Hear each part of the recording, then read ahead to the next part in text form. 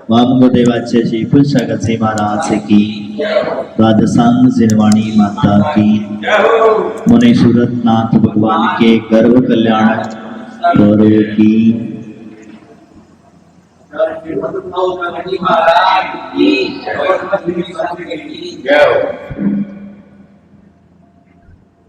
श्रावक की चर्चा यहाँ पर चल रही थी।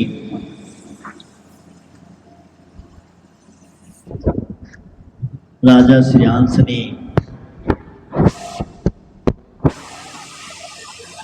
दान तीर्थ की स्थापना श्रावक की क्रिया का मुख्य कर्तव्य यहाँ पर संबोधन दिया। धर्म की व्यवस्था को समझाते हुए भगवान आदिनाथ स्वामी ने धर्म तीर्थ की स्थापना करी। परिवर्तन को समझा जाता है, जिसे अब कल चर्चा कर रहे थे।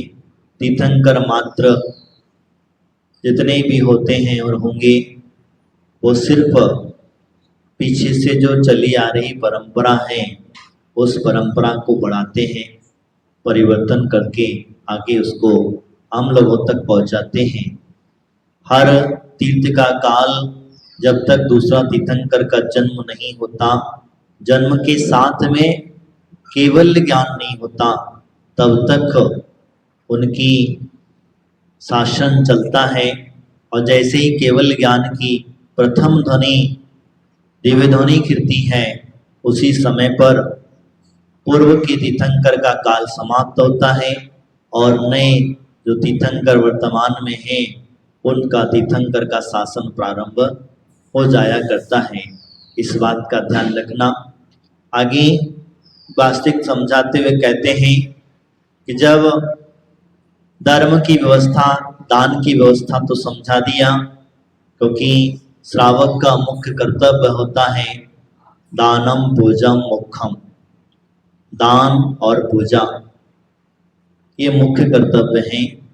प्रथम उन्होंने यहाँ पर दान को रखा गया, इसीलिए क्योंकि अगर हम दान करेंगे तो हमारे भावों की विशुद्धि होगी, पुण्य की वृद्धि होगी, और जब पुण्य कर्म का उदय होगा तो हमें पूजा आदि करने के भाव हमारे लगेंगे।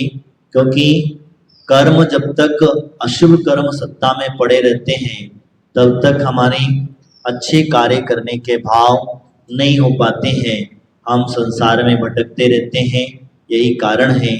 आगे आचार्य भगवंत कहते हैं कि सम्यक दर्शन और सम्यक ज्ञान, सम्यक चारित्र, इन तीनों को ही धर्म कहा है। ध्यान से समझना। हम लोग जो देव पूजा, गुरु पास्ती, स्वाध्याय, संयम, तप, दान आदि जो करते हैं वो क्रियाएं हैं। क्या है? क्रिया है, धर्म नहीं है। धर्म की चीज समझना, ये सिर्फ क्रिया है, धर्म नहीं है। और धर्म क्या है? तो मुख्यता में सम्यक दर्शन, सम्यक ज्ञान, सम्यक चारित्र। अब आज से आप धर्मात्मा कहलाएंगे। व्यवहारिक से आपको धर्मात्मा कहा जाता है। कोई अधिक दान करता है उसको दानी कहा जाता है। क्यों कहते हैं? जो व्यक्ति धर्म करता है वो धर्मात्मा कहा जाता है। तो धर्म करने की चीज के साथ साथ धारण करने की चीज है। सम्यक दर्शन की जब व्यवस्था समझते हैं तो है क्या चीज सम्यक दर्शन? तो वहां वो कहते हैं 7 तत्वों के प्रति यथार्थ श्रद्धान होना। 7 तत्व कौन से हैं? जीव, अजीव, आश्रव, बंध, संवर, निर्जरा, मोक्ष। कितने हो गए? 7 तत्व है। अब जीवत्वपना क्या है? ध्यान से समझना मैं जो कह रहा हूं। आपके अंदर में जो जीवत्व है, जिसके अंदर में ज्ञान चेतना है, वो है जीव। आपके पास में क्या है? जीवत्वपना, यानी जीवंतपना जिसको कहते हैं। मृतकपना क्या है? जिसके अंदर में ज्ञान पर चेतन नहीं है, वो मृतक हो गया। अब आपके पास में जब ज्ञान और चेतना दोनों हैं तो आपने क्या करना चाहिए? आपको मानते ही नहीं हो कि मेरे पास है, किस किस को पता है मेरे पास ज्ञान चेतना है? तुम तो अपने आप को अज्ञानी समझते हो। जब देखो तब कोई बात आती, महाराज हम तो अज्ञानी हैं, कुछ ज्ञान नहीं है। अरे ज्ञान तो तुम्हारे पास पहले ही ऑलरेडी भरा हुआ है। तुमने मात्र एक अज्ञान रूपी पर्दा डाल रखा है, इसीलिए आपको अपने अंदर के ज्ञान का भान नहीं होता है। ज्ञान की कोई कमी नहीं है, क्योंकि सम्यक ज्ञान नहीं हो पा रहा। कुज्ञान तो बहुत है, मिथ्या ज्ञान बहुत है। अगर आपसे लड़ाई करने के लिए कह दो, किसी से सीखे? हाँ, किसी से सीखा क्या कि कैसे लड़ाई करी जाती है? नहीं सीखे ना। कोई प्रैक्टिस करे? नहीं करे। और यही धर्म की बात करें तो, यही बात सम्यक ज्ञान की बात करें तो, जिनवाणी की चर्चा करें तो हमें सीखने की जरूरत पड़ जाती है। तो इसीलिए हमारे आत्मा के ऊपर अनंत अनंत भवों से मिथ्यात्व ज्ञान का आवरण पड़ा हुआ है। क्या पड़ा है? मिथ्या ज्ञान का आवरण पड़ा हुआ है, और वो मिथ्या ज्ञान का आवरण ही आपको सम्यक ज्ञान को नहीं होने देता है। इसीलिए आपको बच्चों में मोह, परिवार में मोह, दुकान व्यापार से मोह, फैक्ट्री से मोह, आदि आदि जो मोह पड़ा हुआ, यह ज्ञान रूपी मोह तो है ही। आपके शरीर से मोह है। हमें थोड़ा सा भी कुछ हो जाता है तो हमें अपने शरीर से भी मोह है। ये क्या है? अज्ञान है। आपको पता है, सबको पता है, शरीर नश्वर है। किसको पता है? सबको पता है। क्यों पता है? क्योंकि देख रहे, नश्वर है ये जानते हैं, तो नश्वर होते हुए भी अब इसका क्या फायदा लेना है? आपको भोगों में डुबाना है या धर्म को धारण करना है? शरीर का क्या फायदा लेना? नश्वर है, आपको एक समय सीमा मिली है, एक किराए का घर है, ये भी आप जानते हैं। एक मतलब को समय सीमा, किसी को 70 साल, 60 साल, 80 साल, जो भी है एक समय सीमा मिली है। अब इस समय सीमा में आप क्या करना चाहते हैं? इस शरीर का दुरुपयोग करना है या शरीर का सदुपयोग करना है? ये आपके ऊपर डिपेंड होता है। दुरुपयोग क्या है? जो सारा ग्रस्त जीवन का कार्य कर रहे हैं वो सारा का सारा दुरुपयोग है। इस शरीर का दुरुपयोग, सदुपयोग नहीं है। सदुपयोग क्या है? सम्यक दर्शन, सम्यक ज्ञान, सम्यक चरित्र को धारण करना, ये शरीर का सदुपयोग। हम भी जानते, तभी तो हमने दीक्षा ली। दीक्षा क्यों लिए हम? जब हमें पता था, कल परसों एक व्यक्ति ने हमसे पूछा कि महाराज मृत्यु का क्या संबंध है, कुछ समझ में नहीं है। आपकी आरती की लाइन में हमेशा आता है, मृत्यु को निकट देख करके वैराग्य को धारण। क्या है ये? तो आपके जीवन में भी कितनी बार मृत्यु सामने देखते हो आप लोग? देखते कि नहीं देखते? कितने जीवों को तो आप जैसे बदगलों को शमशान में छोड़ करके आ जाते हो, तब भी अपने जीवन में वैराग्य नहीं होता है। इवन हमने यहां तक देखा है कि आपका कोई एक्सीडेंट हो जाता है, मृत्यु नजदीक से गुजर जाती है, तब भी जीवन में वैराग्य नहीं आता। तो बात को समझना, जब शरीर नश्वर ही है तब इससे हम क्या करें, क्या पाए, जिससे शरीर का बार बार धारण ही ना करना पड़े। कभी बार बार हमने इतने शरीर के पद इकट्ठा कर लिए, अगर बात से इकट्ठा करें तो कई मेरू खड़े हो जाएंगे। इतनी बार हम लोगों ने शरीर का परिवर्तन किया। आत्मा शाश्वत है, ध्यान रखना। आत्मा शाश्वत है, उसका ना जन्म होता है और ना मृत्यु होती है। जैसे आपने सुबह वस्त्र नहा करके पहने, मंदिर आए, दूसरे पहन लिए, मंदिर से फिर जाएंगे, फिर दूसरे पहन लेंगे, घर पहुंच गए और कहीं पिकनिक पार्टी में जाना है, कहीं जाना, फिर दूसरे पहन लेंगे, और वहां से हमें कहीं शाम तक हो गई और कहीं जाना है, दूसरे पहन लेंगे, रात्रि का समय आ गया, हम दूसरे पहन लेंगे। बस ऐसे ही हमारी आत्मा शरीर का परिवर्तन कर रही है। न जाने तब तक हमें चिंतन नहीं आया।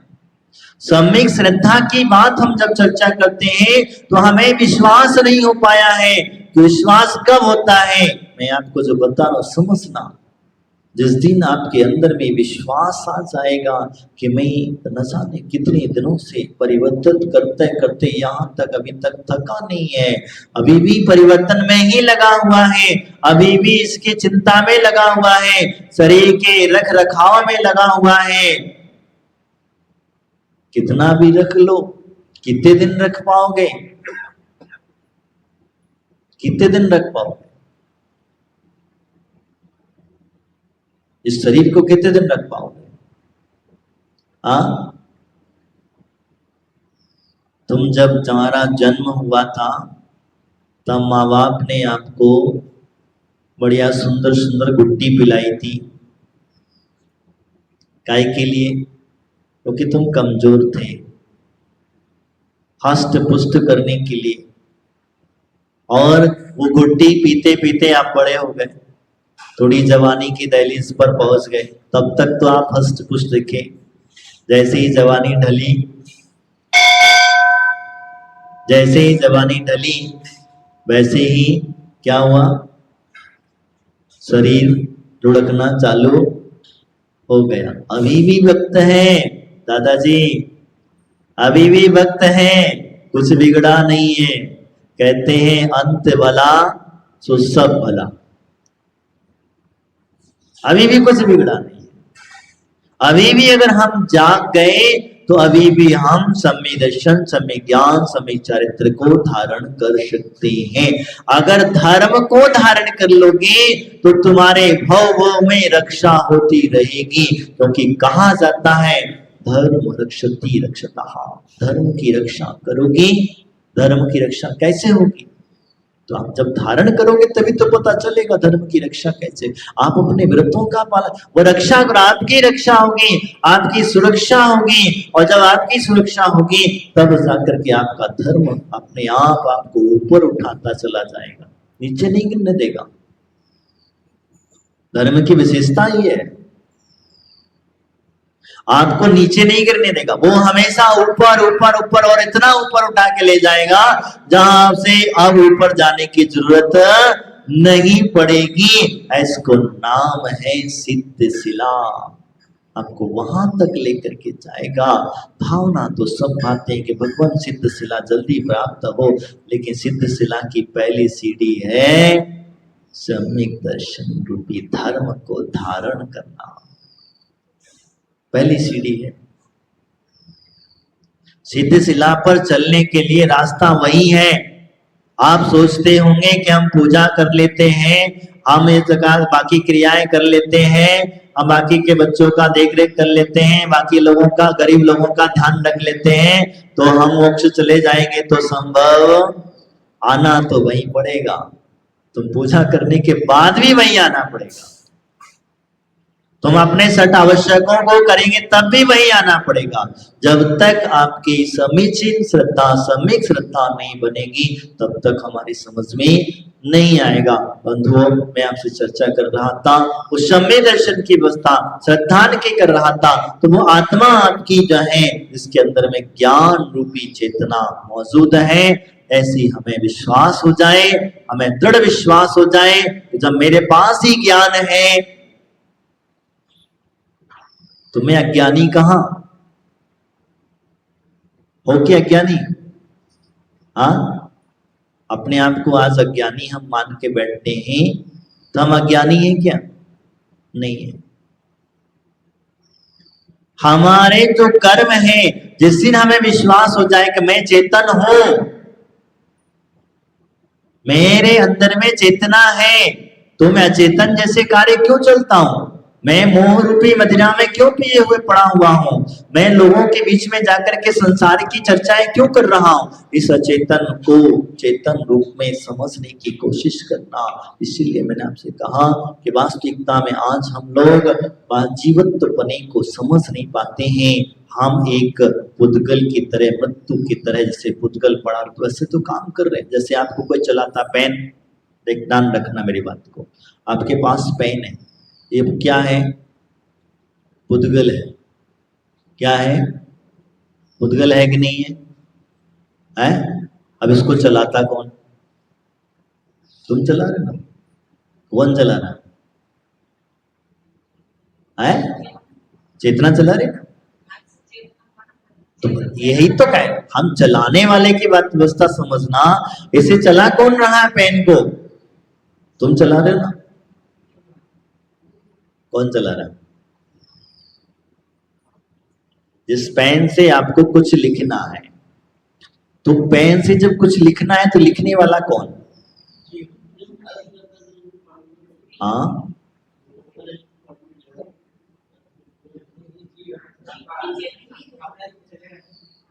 अपने आप नहीं चलेगा। तो उस पेन से लिखने का ज्ञान कहां से आया?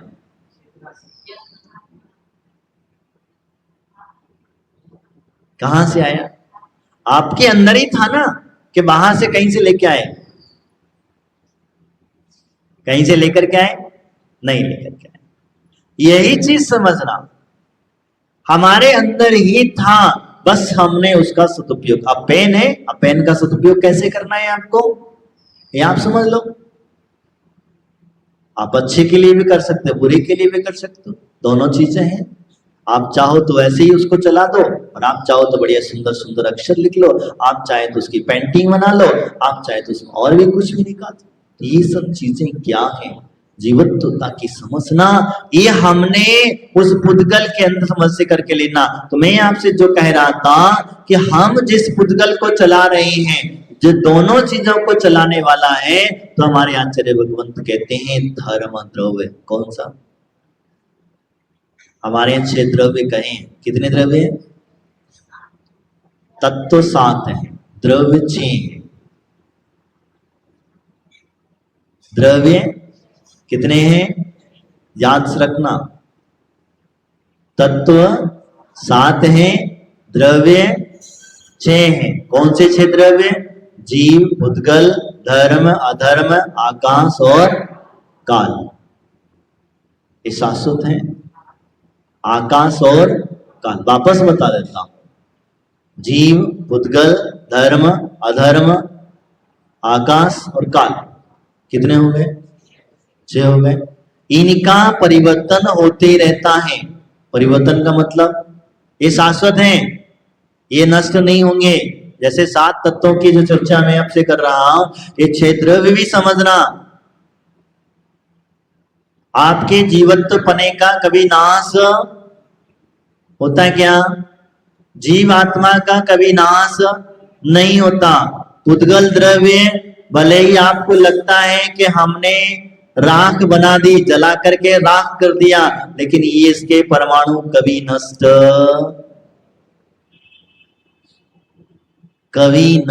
नहीं होते।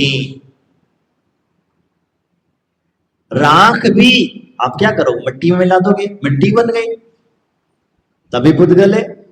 मिट्टी से पत्थर बन गया, पत्थर से अग्नि में, आप परिवर्तन हवा में उड़ गया, हवा बन गया। जल मिल गया, जल में बन गया। तो बताओ उसके अंदर में जो पुद्गल के परमाणु थे वो हटे क्या? हाँ, बस परिवर्तित तो होते चले गए। वैसी प्रकार से कहा, तो वो हमारे अंदर जो शरीर है वैसी प्रकार से वैसा ये पुद्गल है। आप कोई भी वस्तु उठा करके देख लो, आप उसे कहीं भी नष्ट नहीं कर सकते। ये चाहे चांदी का कलश है, ये बना चांदी आई कैसे बताएं आप लोगों को? खदान से मिट्टी आई, क्या ही? क्या आई? खदान से मिट्टी आई है। कुछ और आया है क्या बेटा? कुछ और आया है इसमें? तुमको ज्यादा जानकारी होगी साइंस के हिसाब से, कॉमर्स के हो, अच्छा। ये मिट्टी है, देखो आप समझना, ये मिट्टी है, मिट्टी का आपने खदान से लेकर के आए और वो पुद्गल ही था, क्या था, मिट्टी थी, उसको लाए, लाने के बाद में आपने प्रोसेस में गर्म किया, गर्म करने के बाद में वो सिल्ली बन गई, सिल्ली से फिर कलश बन गया। अब बाद में भी ध्यान रखना, ये मिटेगा नहीं, ये क्या हो जाएगा वापस भी मिट्टी में मिट्टी। जब भी इसको गलाओगे राख, क्योंकि इसे अधिक मात्रा में गला दोगे, ध्यान रखना मैं आपको जो कह रहा हूं, अधिक मात्रा में इसको जलाओगे तो बाद में क्या बनेगा इसका, राख। और राख कहां जाएगी वापस, वो जिस मिट्टी से हम निकाल करके लाए थे वही मिट्टी में जाकर के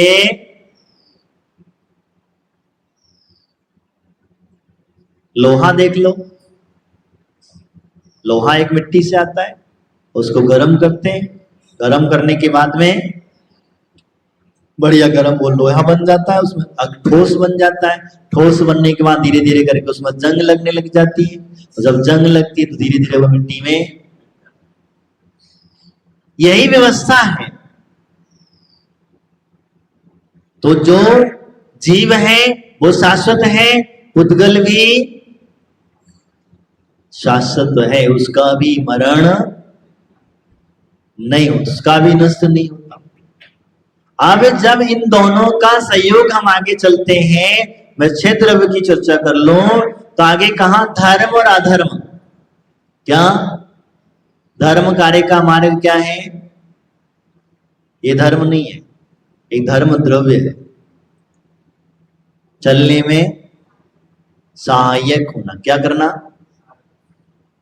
किसको चलाता है, जीव और पुद्गल का संयोग बना, ध्यान रखना,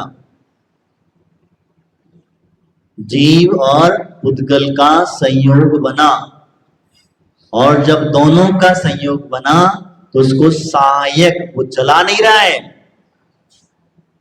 अगर मैं सोचूं कि मैं नहीं चलूंगा तो कैसे चल जाएगा, नहीं, वो तुम चलो या तुमको जब तक उसका सहारा नहीं मिलेगा तब तक आप, ये नेचुरल क्रिया है, इसको कोई कुछ नहीं कर रहा, नेचुरल क्रिया है, बिल्कुल नेचुरल है, इसे कोई ना कहता, भले ही अपने मन में तुम कुछ भी बोलते बैठो, ये नेचुरल प्रकृति का क्रिया है, वह वही कहते। तो दृष्ट सहायक आपको चला रहा, वो चला नहीं रहा, चल रहा है, जैसे पति को चलने में एक सहारा दे रहा है, और ठहरी में सहायक कौन करेगा, सॉरी भूल रहा हूं मैं, कुछ गड़बड़ हो रहा है, अधर्म द्रव्य चलने में सहायक है और ठहरने में धर्म द्रव्य, ऐसे कुछ ऐसे कंफर्म में भूल रहा हूं, इसमें थोड़ा सा अपन आगे कल इसको वापस सुधार लेंगे इसमें जो है। तो अधर्म द्रव्य आपको रोकने के लिए छाया, पथिक के लिए छाया क्या है, पथिक के लिए छाया, आप चल रहे हैं, आपको गर्मी लग रही है, आप रुक गए, किसको देख के रुके, छाया है, चलो रुक जाते, वो क्यों रुकाया, ये द्रव्य की व्यवस्था समझ। आकाश काल की, आकाश की व्यवस्था क्या है, अवगाहना देना, किसको देना है अवगाहना, आपको, जीव और पुद्गल जितने भी परमाणु हैं, द्रव्य हैं, जो 5 द्रव्य हैं, 6, तो ध्यान समझना, इनके 6 के 6 के द्रव्यों को अवगाहना दे रहा है, रुकने के लिए जगह दे रहा है, समझ में आ रहा है, रुकने के लिए जगह दे रहा है। तो ये आकाश, जब समझ आकाश का कार्य, उसके ऊपर क्या है, लोकाकाश है, आकाश मात्र जो है वो मात्र 3 लोकों के अंदर में जितना क्षेत्र है उसको आकाश कहा, और इसके ऊपर का जो क्षेत्र है उसका नाम लोकाकाश कहा। इसके अंदर ही घूम रहे हैं हम लोकाकाश में नहीं गए अभी, हम आकाश में ही हमारा घुमा हो रहा है, चाहे आप नरक में जाओ, चाहे त्रियंच गति में जाओ, मनुष्य पर्याय में जाओ, देव गति में जाओ, या आप निगोध की पर्याय में जाओ, इस सब जगह पर आपको अवगाहना देने का कार्य, आपके अंदर भी आकाश द्रव्य भरा हुआ है, कहीं इस प्रकार से होता है। अब काल, काल का काम है परिवर्तित करना, क्या परिवर्तित करना, परिवर्तन, काल द्रव्य का कार्य परिवर्तन कर रहा, क्या परिवर्तन कर रहा है, आप अभी मनुष्य पर्याय में, कहीं और दूसरी पर्याय में परिवर्तन हो गया, कोई निगोदिया में था, एक इंद्री चला गया, एक इंद्री से दो इंद्री चल, ये परिवर्तन हो रहा है ऑटोमेटिक। पर आपने देखा 6 काल होते हैं हमारे यहाँ, जो अपने आप एक से पहले से दूसरा, दूसरे तीसरा, चौथे, पांचवा, छठा, फिर पांचवा, छठा आएगा, फिर पांचवा आएगा, ये परिवर्तन हो रहा है। समय देख लीजिए, काल का ही तो व्यवस्था है, घड़ी घंटा आदि जो है ये सारे काल का परिवर्तन है। आज का दिन क्या कल आपको वापस मिलेगा? बताओ, आपका आज का दिन अगर समय निकल जाए तो क्या कल वापस वह प्राप्त होगा? अगर हम सोचे नहीं कल जाएंगे मंदिर, तो आज का मंदिर तो गया कि नहीं गया? तो आज का जो पुण्य मिलना था वो तो गया, आज की जो पूजा भक्ति स्तुति करना था वो गया। हम कल देखेंगे आहार देने के बारे में, हम कल जाके पूजा करेंगे, कल जाके हम महाराज के दर्शन, तो ये कल कभी होता ही नहीं है, तो किसके लिए कल में लगे हो? लेकिन आज का तो चला गया, तो इसीलिए कहा आज कर लोगे तो वो कल मिलने का आएगा। इसी प्रकार से उन्होंने कहा ये 6 द्रव्य हैं। कितने द्रव्य हैं? द्रव्यों के नाम याद हो गए? कौन कौन से? जीव, पुद्गल, धर्म, अधर्म, आकाश और काल। समझ में आ गया? सभी को याद हो गए होंगे। ये 6 द्रव्य हैं और ये 6 द्रव्य शाश्वत है। क्या है? इनका कभी नष्ट नहीं होता और ना कभी होगा, ये ध्यान रखना। ये विश्वास श्रद्धा है। मैं सम्यक दर्शन की चर्चा कर रहा हूं आपसे, ये विश्वास होना ही सम्यक दर्शन है। तो हम जीवत्वपने की चर्चा कर रहे थे, सम्यक श्रद्धा की चर्चा कर रहे थे। तो सम्यक दर्शन जो है वो पहला सिद्धांत है, जीवत्वपने के ऊपर हमारा श्रद्धान होना। आप मृतक की तरह मत रहो। अगर बीमार हैं तो मत कहो मैं बीमार हूं। बीमार कौन है? आत्मा बीमार है क्या? शरीर भी बीमार नहीं है। तुम कहते हो शरीर बीमार है, शरीर भी बीमार नहीं है। ना आत्मा बीमार है ना शरीर बीमार। तो फिर महाराज तुम तो दुखधाम फंसा दिए तो आज तो, है कि नहीं? बीमार है कौन आखिर? है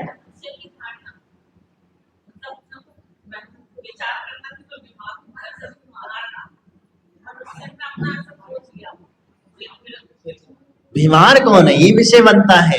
तब हमारे आचार्य भगवंत कहते हैं बीमार आपका जो मोहिनी कर्म आपके साथ में लगा है, मोहिनी कर्म के साथ में वेदनी कर्म है, आपको एहसास करा रहा है कि आप बीमार हैं।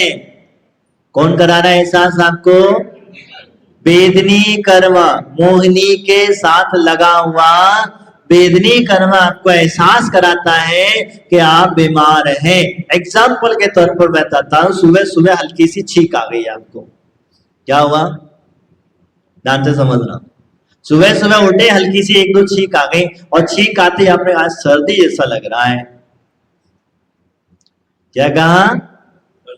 सर्दी हो गई है, और नहीं हुई होगी तो हो जाएगी। और अगर वो छींक आई और आपने ध्यान नहीं दिया, चलते रहता, शरीर की क्रिया है, क्या करना है। तो आप बीमार पड़ेंगे क्या? सर्दी लगेगी क्या? नहीं लगेगी। कई लोग ऐसे होते हैं बारिश में भीगने से डरते हैं, भाई क्या? बोले हम लोग बीमार पड़ जाएंगे। बीमार तो तुम्हारा शरीर घरा हुआ है। हमारे यहाँ कहते हैं जितने रोम के छिद्र हैं, ध्यान रखना मैं आपको जो बता रहा हूं, जितने शरीर के अंदर में रोम छिद्र हैं उतनी बीमारियां आपके साथ में लगी हुई हैं। इस पुद्गल के साथ में लगी हुई हैं। तो अब इन किसका किसका इलाज कराओगे? तो फिर क्या इलाज ही नहीं कराए? ऐसा मत कर लेना, पता चले कि महाराज ने कहा था इलाज नहीं कराना। इलाज पूर्ण समाधान नहीं है, वो आपका कर्म है, कर्तव्य है। समझ रहे मेरी बात को? वो आपका कर्तव्य है। और कर्तव्य क्या है? शरीर का ध्यान रखना। शरीर रूपी मत हो जाना, सिर्फ शरीर का ध्यान रखना एक कर्तव्य है। क्यों? क्योंकि इसका ध्यान रखेंगे तो ये हमारा, लेकिन तुम इसको ही मत सजाने संवारने में लगे रहना। ठीक है, जैसे हमारे मुनिराज होते हैं, उनको भोजन शरीर को देना पड़ता है, 24 घंटे में एक बार भोजन दे देते हैं। उन्होंने कहा ठीक बेटा, आप दिन भर चलो, दिन भर चलो।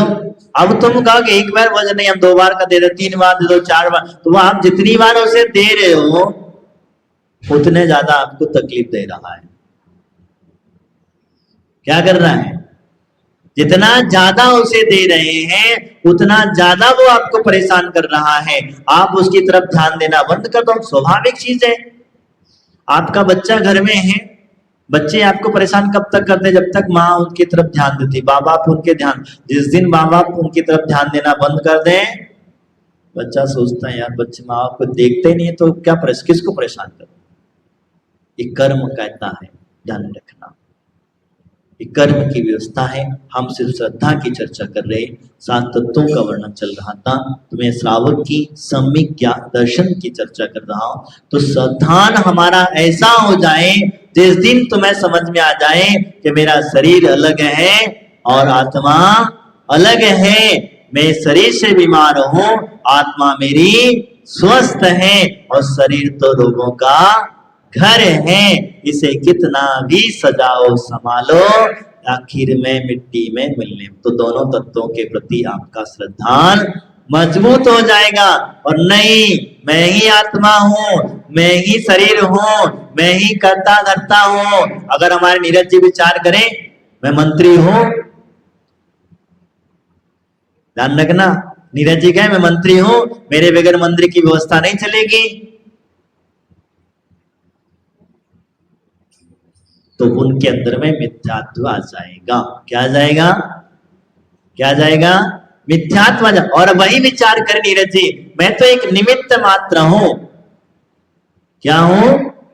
मैं तो एक निमित्त मात्र हूं, भगवान का अच्छा कार्य हो रहा है, मंदिर की देखरेख कर रहा हूं, मैं अपने पुण्य की वृद्धि कर रहा हूं, मैं बाकी की कुछ नहीं कर रहा।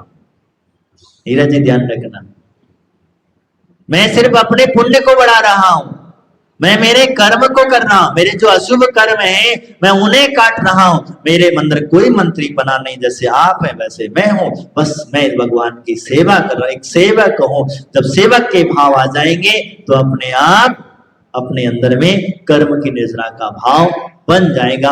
वास्तविकता आज इतना ही, आगे की चर्चा हम 7 तत्वों के श्रद्धान की चर्चा आगे चलती रहेगी इन्हीं भावनाओं के साथ। बोले परम पूज्य गुरु फूल सागर जी महाराज की, द्वादशांग जिनवाणी माता की।